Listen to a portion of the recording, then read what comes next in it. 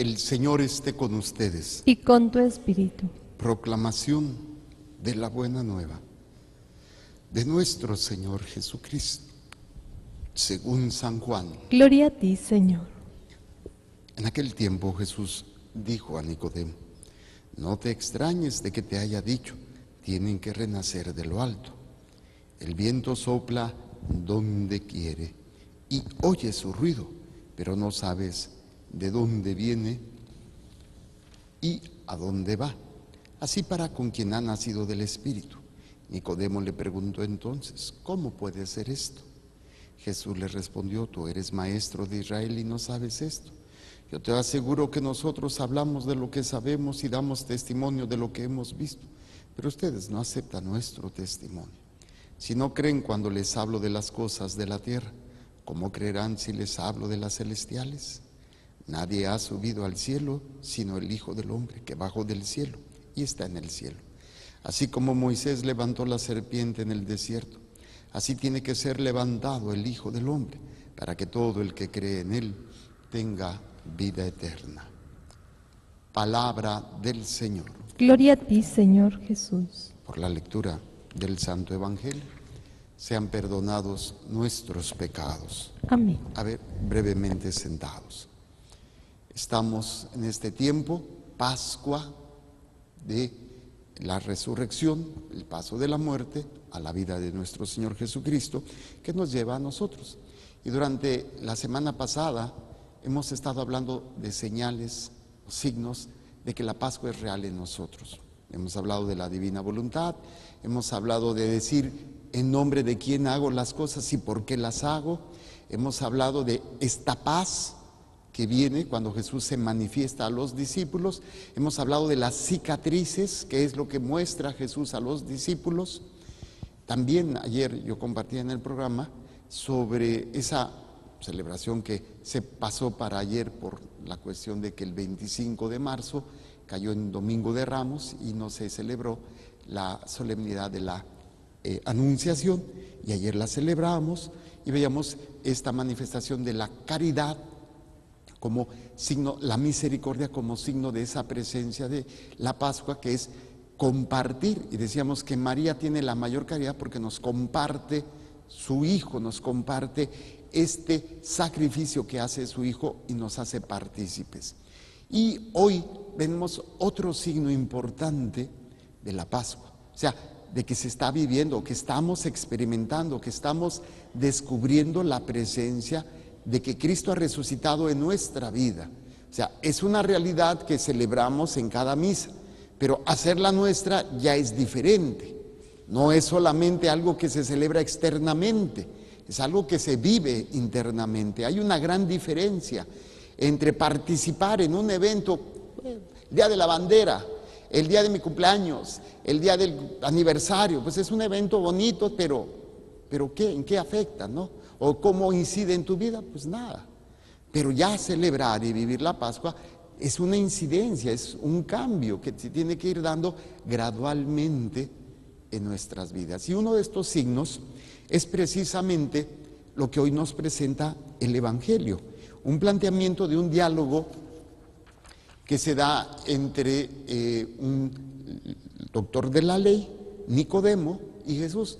No se oyó ayer el texto que vendría relacionado a esto porque se tuvo la solemnidad y tuvo lecturas propias, pero es ese diálogo cuando le pregunta Nicodemo: Señor, ¿qué tengo que hacer para alcanzar la vida eterna? Cumplir los mandamientos. Sí, pero ¿quién es mi prójimo? Ya viene todo este diálogo también en ese planteamiento cuando Jesús le dice: tienes que nacer, el que nace de la carne viene de la carne, pero el que nace del Espíritu viene del Espíritu. O sea, ¿cómo puedo nacer nuevamente, meterme al vientre de mi madre? Y ese es el planteamiento. Y la continuación es lo que oímos hoy, cuando Jesús le dice: no te extrañe que te haya dicho tienes que renacer de lo alto, que al final de cuentas esa sería la Pascua. Ahora, ¿cuál sería un signo interesante cuando todavía Jesús está hablando?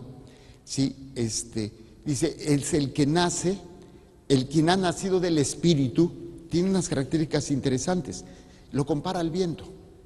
El viento sopla donde quiere y oye su ruido, pero no sabes de dónde viene ni a dónde va. Así pasa con quien ha nacido del Espíritu. O sea, no es un acontecimiento físico, no es un momento como el nacimiento de una persona del vientre de su madre, pero se da. No sabemos cómo, cuándo, pero se da. Y de ahí no sabemos a dónde nos va a llevar, pero es esa guía del Espíritu la que nos va a mostrar, la que nos va a ir tomando de la mano. Obviamente esto está muy confuso. Nicodemo le pregunta, ¿cómo será esto?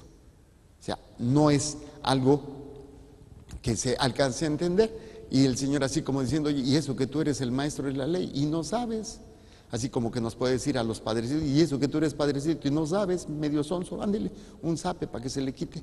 Pues sí, es algo que se tiene que ir descubriendo, es algo que se tiene que ir madurando, ¿sí? Pero cuando entendamos que es un proceso de maduración, el Señor le va a explicar esto a Nicodemo de una manera muy interesante. Dice, yo te aseguro que nosotros hablamos de lo que sabemos, damos testimonio de lo que hemos visto, pero ustedes no aceptan nuestro testimonio. O sea, ¿cuál es el primer aspecto necesario para poder entender cómo se nace del Espíritu?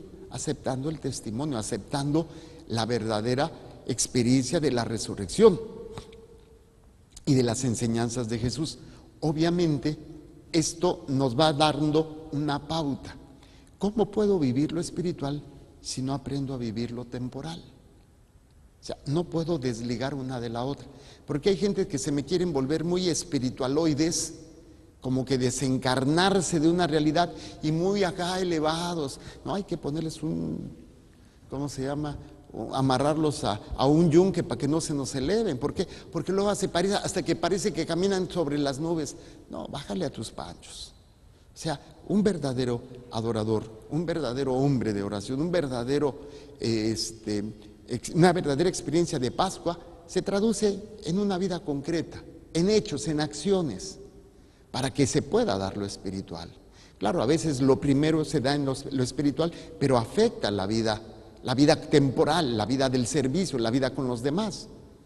Para poder ir creciendo se tiene que ir aplicando. Por eso dice el Señor, si no creen cuando les hablo de las cosas de la tierra, ¿cómo creerán si les hablo de las celestiales? Entonces, para poder entender cada vez más lo celestial, tengo que obedecer en lo terrenal. Esto se traduce en una vida de gracia. Una persona que aprende a vivir una vida de gracia, obedeciendo lo temporal, podrá ir creciendo en lo espiritual, podrá ir madurando y ir comprendiendo lo que el Señor nos va pidiendo. Pero yo quiero ser muy espiritual, pero no obedecer temporal lo que Dios me pide, que es lo práctico, los mandamientos, las obras de misericordia. Pues ¿cómo voy a poder entender y comprender lo espiritual? Si no hay este proceso, difícilmente podrás hacerle entender a una persona la importancia de la oración, la importancia, ahora que estábamos en el programa, de la adoración. O sea, una persona que no aprende a vivir lo temporal, obedeciendo a Dios, difícilmente querrá y vivirá y entenderá lo espiritual. Se le hace pérdida de tiempo. Estar delante, hay una hora, pues ¿qué voy a hacer? Estar en oración. No, yo así, pues como me llevo así con Dios y ya. Obviamente, ¿por qué? Porque no entiende lo espiritual. Y lo espiritual se va entendiendo en la medida en que voy viviendo lo temporal de acuerdo a los mandamientos, de acuerdo a las enseñanzas. Por eso Jesús de una manera muy hermosa le explica a Nicodemo, ¿cómo vas a entenderlo? Dice, si no crees, y creer recuerden que es obedecer, si no obedecemos, si no vives, cuando les hablo de las cosas de la tierra, o sea, de lo que tú puedes hacer, de lo que tú vives, de lo que tú percibes, ¿cómo vas a poder entender o vivir lo que es espiritual? Si no creen cuando les hablo de las cosas de la tierra, ¿cómo creerán si les hablo de las celestiales? Y es precisamente, por ejemplo, los acontecimientos temporales que Jesús vivió. Y él pone un ejemplo.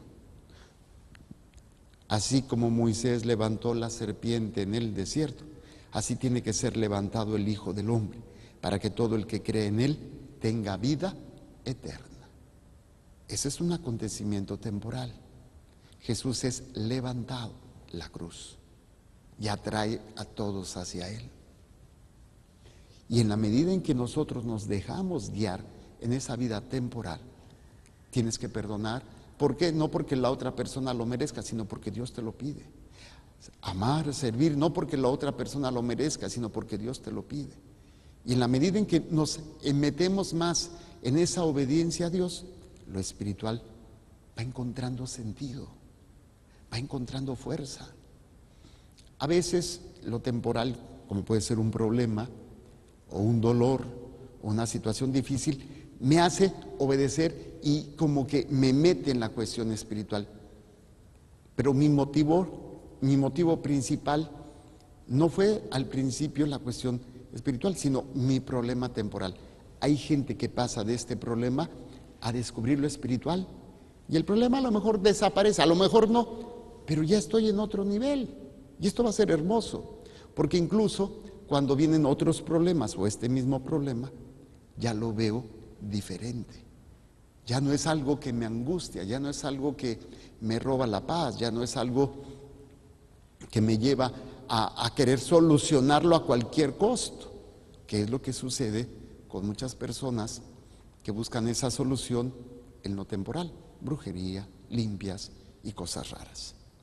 Por eso es tan importante entender cómo vivir en lo temporal para poder disfrutar lo celestial, que ya tenemos aquí. Los grandes místicos, se habla de una Teresa Newman, disfrutaba tanto lo celestial, pero porque vivía aquí en la tierra en la obediencia a Dios, que fue una de las místicas que dejó de comer, pasó años sin comer y sin tomar agua, solamente se alimentaba de la Eucaristía. Dices, qué manera tan preciosa de llegar a disfrutar lo celestial. Y esto es lo que nosotros tenemos como católicos, ir creciendo. No puedo quitar y poner la vida temporal y la vida espiritual aparte. Son dos caras de una misma moneda. Lo temporal lo tengo que vivir en miras a lo celestial.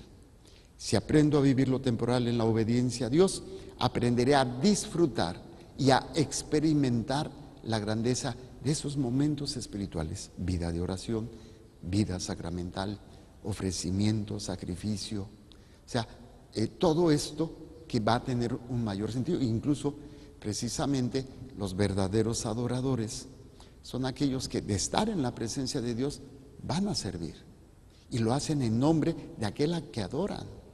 O sea, cómo la vida espiritual va a incidir en la vida temporal y la vida temporal va a incidir en la vida espiritual. Decía el Padre, y muy cierto, ¿no? Todo lo que estamos haciendo aquí se va a acabar, pero lo que vamos a seguir haciendo eternamente es la adoración. Es lo que vamos a hacer por toda la eternidad, adorar a Dios. Entonces, yo creo que ha de ser importante. Yo creo que ha de ser algo muy importante en nuestra vida, como para que no lo empecemos a vivir. Pero no puedo entender la adoración, no puedo entender las cosas celestiales si no le confío a Dios mi vida temporal. Esta es una pieza clave de la Pascua. Los discípulos hacen exactamente lo mismo que hacían, pero ya lo hacen en nombre de Dios. Y el ejemplo es la pesca milagrosa. Acuérdense cuando ya había resucitado y Pedro dijo, voy a pescar. Pues te acompañamos, ahí están, son expertos pescadores y no han pescado nada. Se aparece Jesús, ¿qué hacen? Pues aquí pescando, pero tiren la red del otro lado. Y la tiran y tienen una gran pesca. Esa es la pequeña gran diferencia.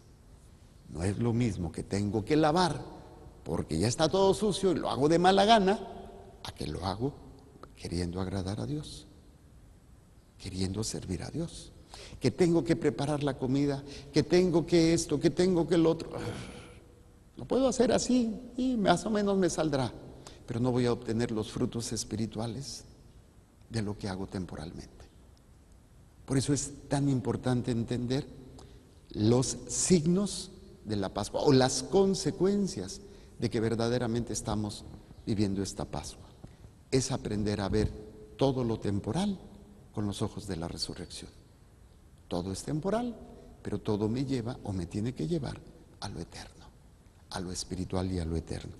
Que esto pues nos ayude a cada uno a vivir cada día mejor nuestra Pascua. Esta experiencia de amor de Dios por ti y por mí, que incida en mi vida temporal, en mis acciones, para poder descubrir y saborear lo eterno. Entonces los verdaderos adoradores ya no es venir a misa porque necesito ir a misa. Necesito estar en oración, necesito estar delante del Santísimo. Es parte como el respirar. Se vuelve necesario en la vida de un buen cristiano. Presentamos el pan y el vino y las intenciones que hay en el corazón de cada uno de ustedes.